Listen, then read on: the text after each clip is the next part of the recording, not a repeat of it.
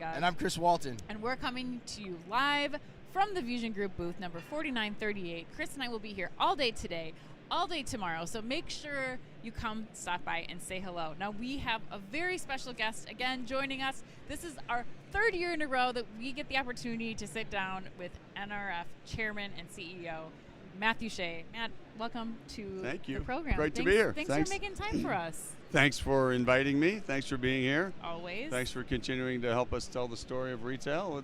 Sorry I shaved my beard, but I'm glad to see you. Yeah, we were joking beforehand. He looked more like me a couple months ago, but it sounds like he had to shave it off here accidentally too, Mistake. which is a great story. But operator error. Yeah, operator error. Yes, user error. But Matt, so for all our friends back home watching that are not here in attendance, all the retail executives, as well as the people in the stores, we'd love to start out today by having you explain what role is it that the National Retail Federation plays within the retail industry and ecosystem. So, well, thank you again. Thanks for having us. So I think you really think of the NRF as having three primary functions.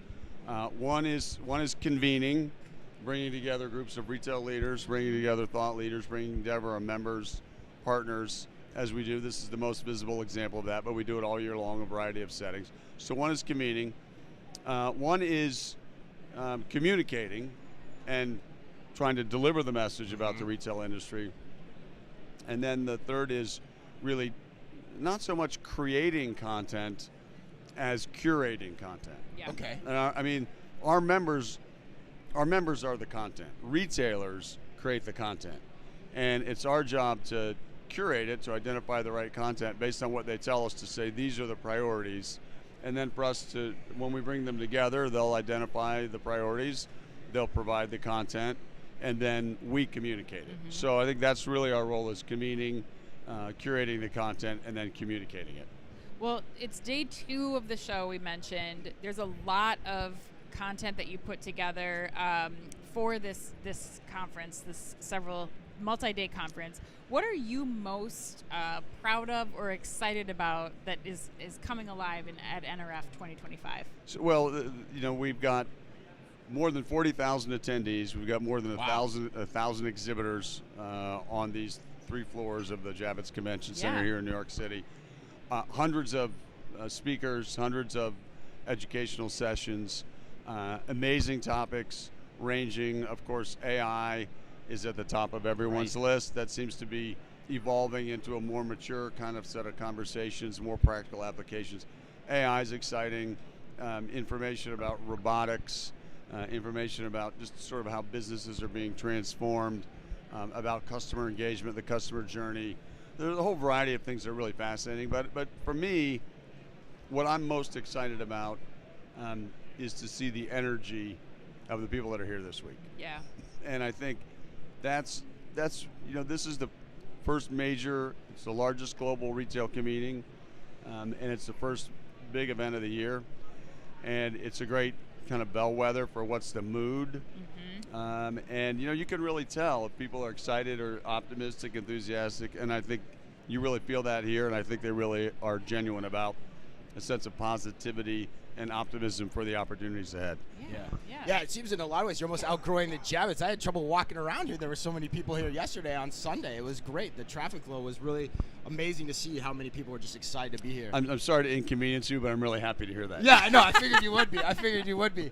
My inconvenience is nothing. Good for us. But all right, so let's get serious now for a sec. So there's a lot of macroeconomic issues facing the industry. You got inflation, shrinks top of mind, tariffs are potentially looming out there. So I'm curious, what are you focused on in your role as you look ahead to 2025? Which of those things, if anything, are you focused on? Yeah, I think it's a great question. There is, I think if they're balanced against the energy and the enthusiasm and the optimism that we feel here this week, is a recognition that we're entering or operating in a moment of great uncertainty. There's all kinds of unanswered questions. And those are economic, those are cultural, social, political. There's all sorts of uncertainties about what's going to happen in the year ahead. Some are more visible than others because of the recent elections, not only in the U.S., which are obviously very big for us that are citizens of the United States, but around the world there have been changes. I mean, all over Europe, all over the rest of the world, in South America, This is not something unusual in parts of Asia. So, half the world's population held national elections last year. So, we're going almost 8 billion people, and more than 4 billion had national. So there's uncertainty and change and transformation, I think, occurring everywhere. But to answer your question, what we really think about, because the retail industry is so consumer-centric, it's about customers, it's about where are they in their journeys and where are they in their families, that when we see a healthy consumer and a confident consumer and an optimistic consumer, then I think that's usually a good indicator that the retail industry is in a good place, because the retail industry ultimately, because it's about consumption and commerce, is a reflection of the strength and health of consumers. Now, in the aggregate, it looks pretty good. In the aggregate retail sales, and we announce our retail sales for last year and for the holiday season, November 1st to December 31st, our forecast was 2.5% to 3.5% growth. I think we're going to come in certainly within that range, maybe even on the high end of the range. So if you talk to the nearly 1/3 of attendees who are here this week from other parts of the world, they would, in a minute, trade what they've got in their own economies for what we've got in the U.S. So whatever we think about our own economy, in an absolute sense, the world is a relative place, and it's much better in the United States than it is anywhere else in the world. There's no question about that. But notwithstanding that, at a high level, things look pretty good. Individual categories, individual segments of the population, from the highest income earners to the lowest, and then all those in the middle, they're not all enjoying the same experience. They're not all in the same place on that journey. And I think that's being reflected increasingly in the numbers that we see about employment and about wages and about consumption and about household net worth and about savings and all of those things, is that when you put them all together, in the aggregate, things look very good, look really positive. But when you look at them on a sort of segment by segment, on the different quintiles, the top 20%, the bottom 20%, in the middle, it's, that sort of satisfaction with the economy, broadly speaking, at a macro level, is not distributed evenly. There are some families and some segments of the population doing much better, obviously, than others. And just a few years ago, as we came out of the economy, that wasn't necessarily the case. Because of the pandemic payments that went to so many families in America, and because a good part of the experience economy was closed, and you couldn't travel, you couldn't go to restaurants, you couldn't go to games, you couldn't go to concerts, people were working from home, going to school from home, exercising from home, entertaining from home. So much more on the good side than on the experience side. And that started to shift back now, and people have spent through savings, they've spent through their pandemic payments, and so those families at the lower income levels are more challenged. And so I think as we get into the year, the uncertainty sort of layered with that background, I think, was going to create maybe over time up and to the right, but I think the line may be sort of sideways for a while. Got it. So you're saying, in 2025, you're kind of looking at that. What is the uncertainty, and how will it impact certain segments of the population, and what do we as an industry do to help that? Yeah. I think we have to recognize that you've got to serve different consumers in different ways, because they have different needs and expectations, and you've got some that have discretionary income, and they're going to be more willing to devote some of that to experiences and to luxury and to discretionary.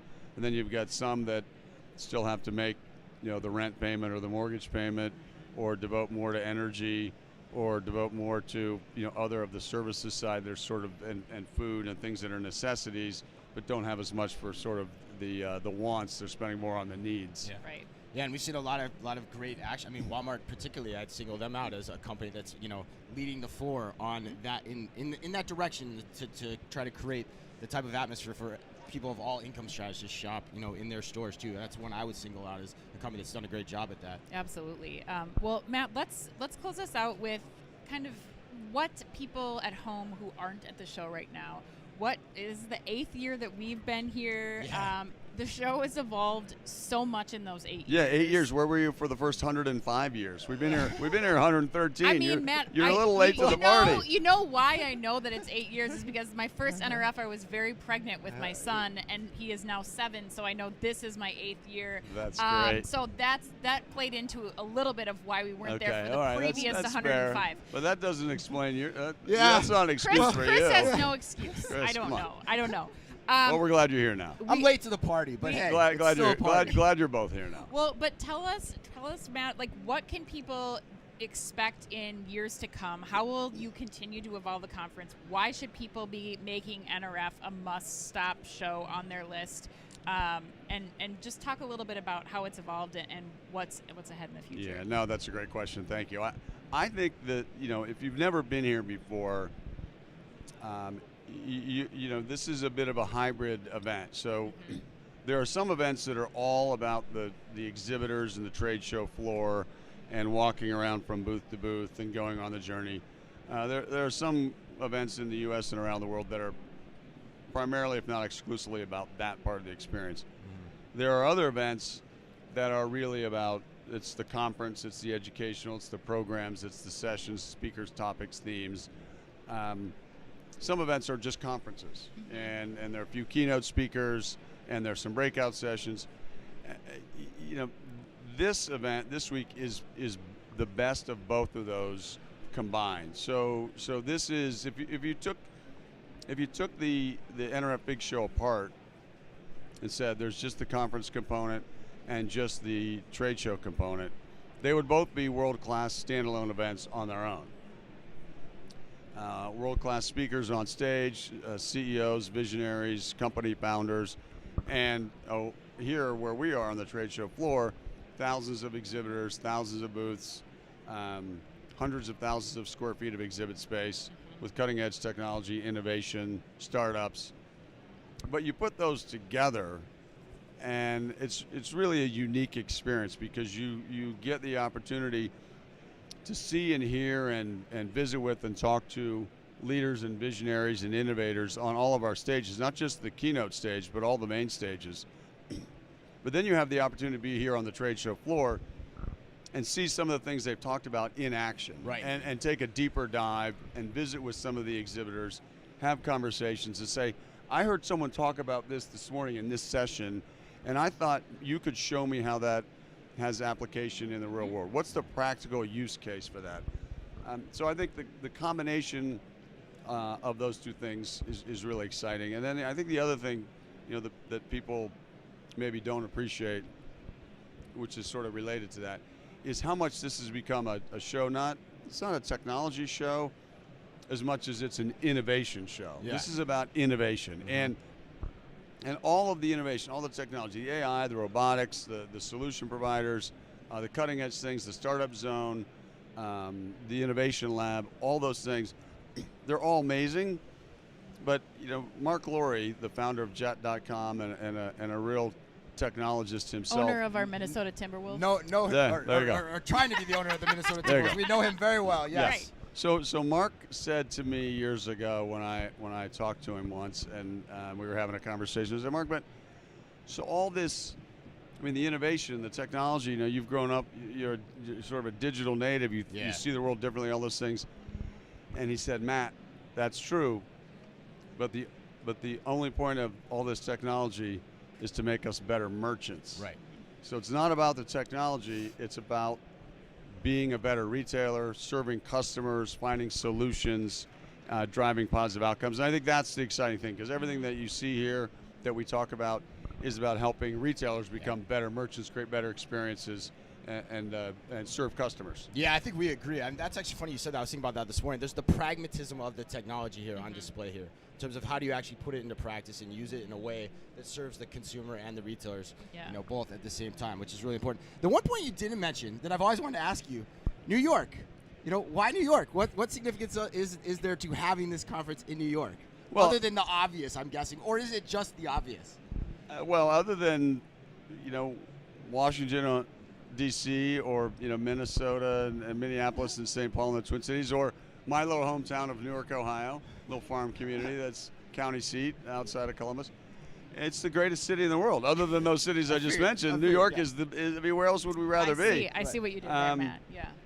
I think New York is a great location for us because people view it as a world-class retail city. Yeah. And because we have the opportunity to bring so many retailers who are headquartered on the East Coast and in New York and in this part of the world, it's an easy access point for our global visitors, of whom almost a third of the attendees here are from outside the United States. It's really a global event.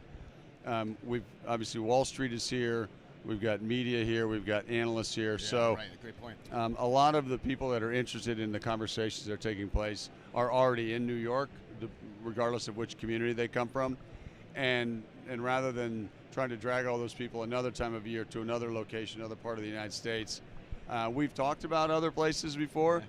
And every time we start the conversation, we always end up right back where we started, which is New York. After Minneapolis, St. Paul, Newark, Ohio, it's the greatest city in the world. Yeah. After those other two, yes, right. Yeah. Yes. So it's like Frank Sinatra said. All right, well, Matt, Shay, thank you so much for joining us. President and CEO of the National Retail Federation, thanks for being with us today. We're going to be here all week long recording interviews from the VusionGroup's Podcast Studio, which you can find in booth 4938. And Ann, as always, be careful out there.